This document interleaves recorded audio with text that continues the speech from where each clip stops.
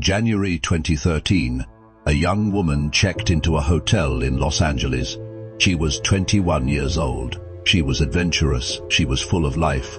She was on a solo trip exploring the West Coast, living out a dream many of us have had. But somewhere between checking in and checking out, Elisa Lam simply vanished.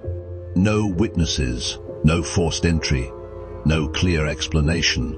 And when she was finally found, 19 days later, the discovery was so disturbing, so deeply unsettling, that the people who found her could barely process what they were seeing. But what makes this case truly unforgettable is a single piece of elevator footage, a video so strange, so unexplainable, that millions of people around the world watched it on repeat, trying to understand what they were seeing.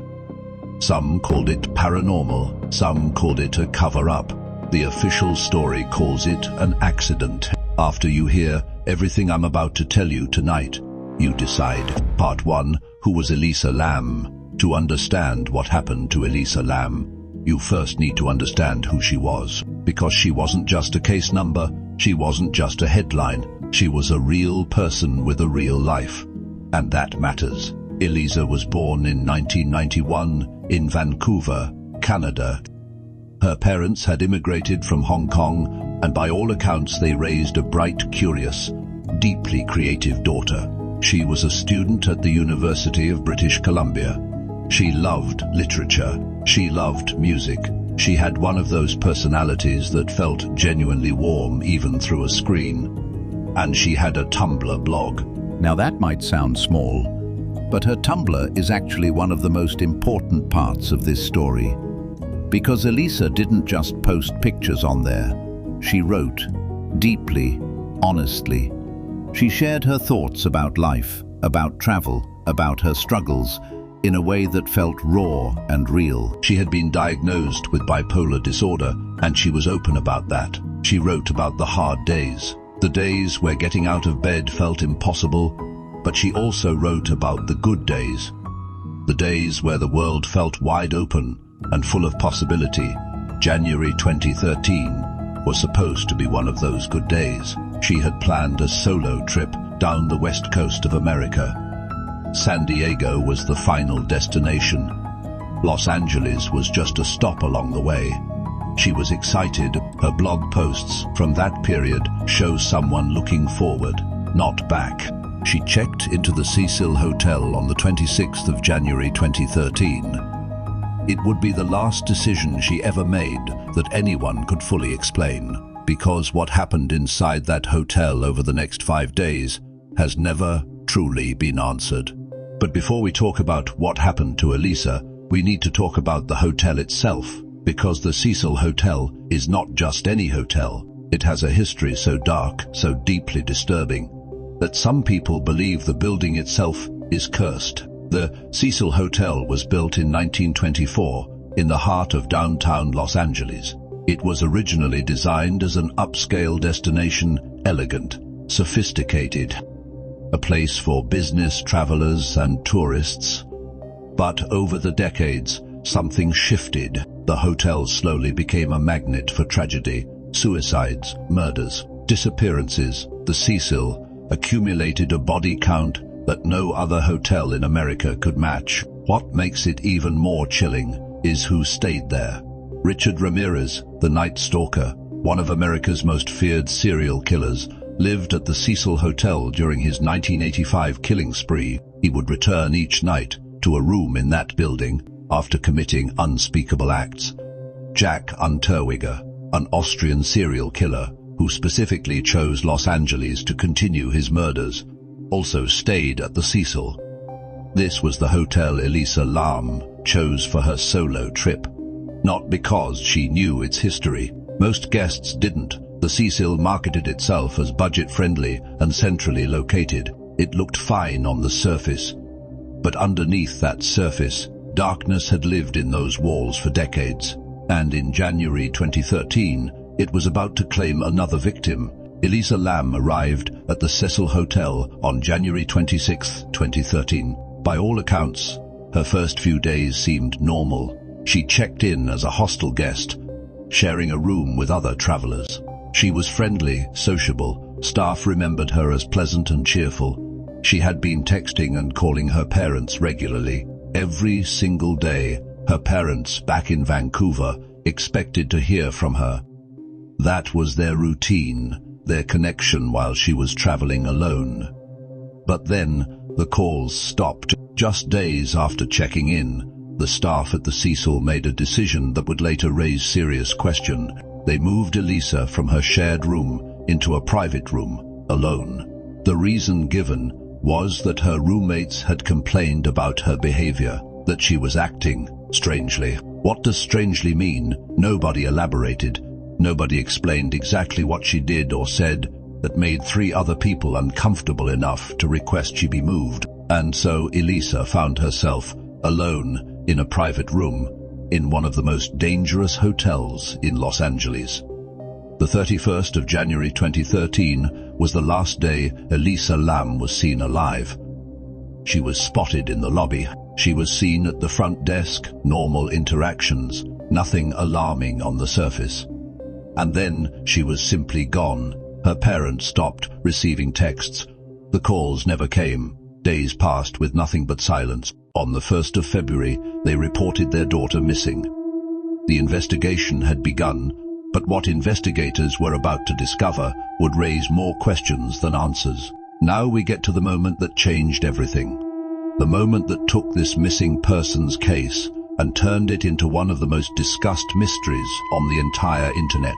On the 14th of February 2013, 2 weeks after Elisa was reported missing, the Los Angeles Police Department made an unusual decision. They released surveillance footage from inside the Cecil Hotel to the public, hoping someone, anyone, might recognize her, might know something. What they released was elevator footage, and nothing could have prepared the world for what that footage showed. The video begins simply enough. The elevator doors are open. Elisa Lam steps inside. She's wearing a red hoodie, dark pants. She looks like any normal young woman. She presses a button, then another, then several more. Almost every floor button on the panel gets pressed. And then she waits. The doors don't close. She peers out into the hallway, slowly, carefully, like she is checking if someone is there, like she is afraid of something standing just outside that elevator. She steps out into the hallway, looks left, looks right, steps back in. Then she does something that nobody has ever been able to fully explain. She begins moving her hands slowly, deliberately, in strange, flowing gestures, almost like she is talking to someone we cannot see, or performing some kind of ritual nobody understood. Her mouth moves. She appears to be speaking, but there is nobody there. She steps back out into the hallway one final time, and she never comes back. The elevator doors finally close on an empty elevator. Millions of people watched that footage. They watched it again and again, slowing it down frame by frame, looking for explanations. Some said she was having a mental health episode triggered by her bipolar medication. The low levels of medication found later in her system suggested she may not have been taking it regularly. Some said she was playing the elevator game, a paranormal ritual that supposedly opens a door to another dimension. The steps of the game match almost exactly what Elisa appeared to be doing in that footage. Some said someone else was there, someone the camera couldn't see, or someone who had been edited out. Because here is the detail that nobody could explain. The elevator doors never closed while she was inside. Hotel elevators have sensors. They close automatically.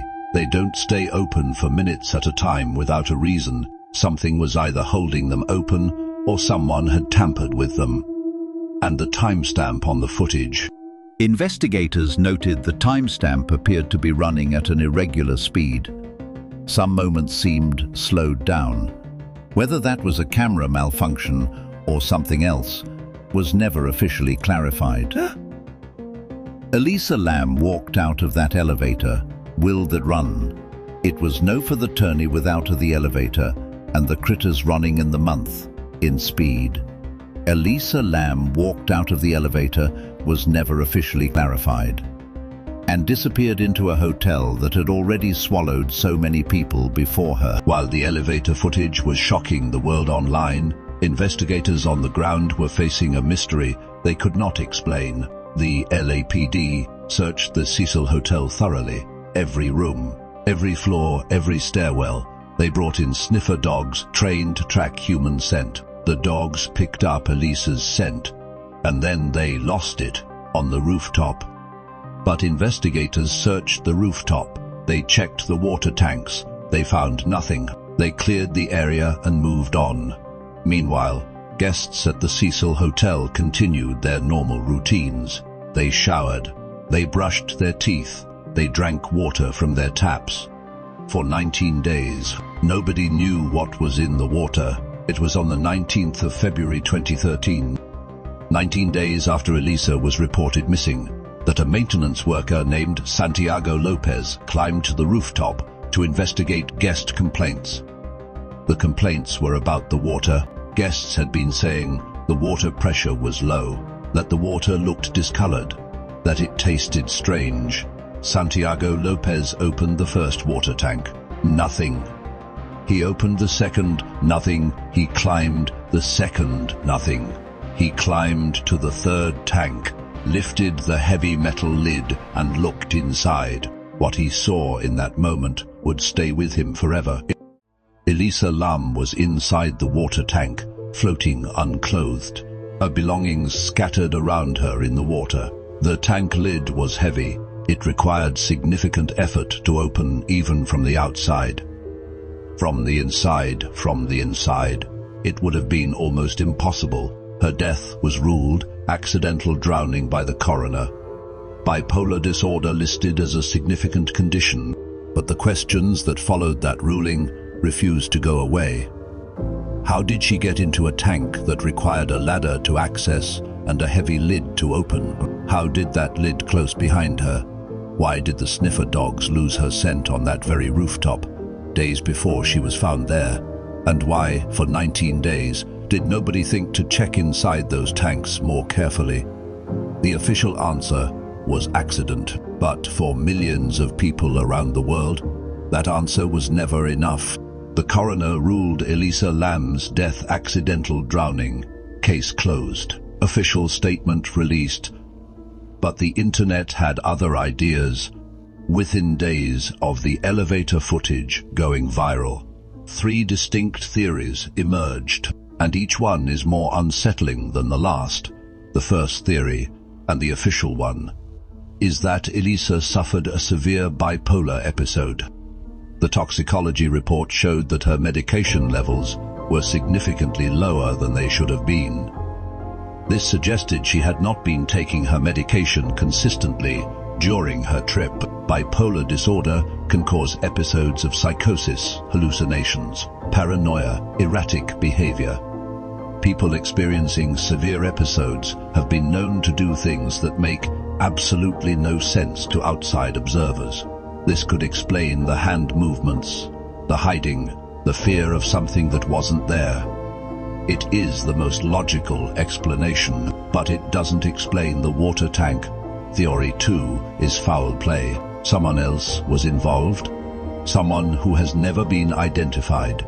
Someone who may have followed Elisa onto that rooftop. The tank lid required significant force to open from the outside.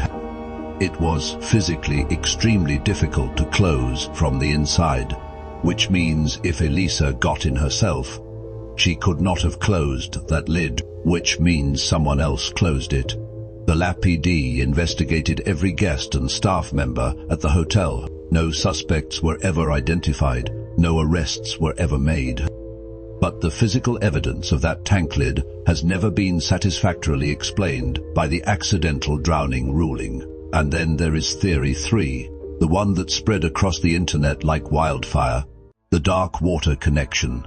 In 2005, 8 years before Elisa Lam disappeared, a Japanese horror film called Dark Water was released. In that film, a young woman's body is found floating in a rooftop water tank of a dark urban building. The water had been running through the taps to unsuspecting residents below.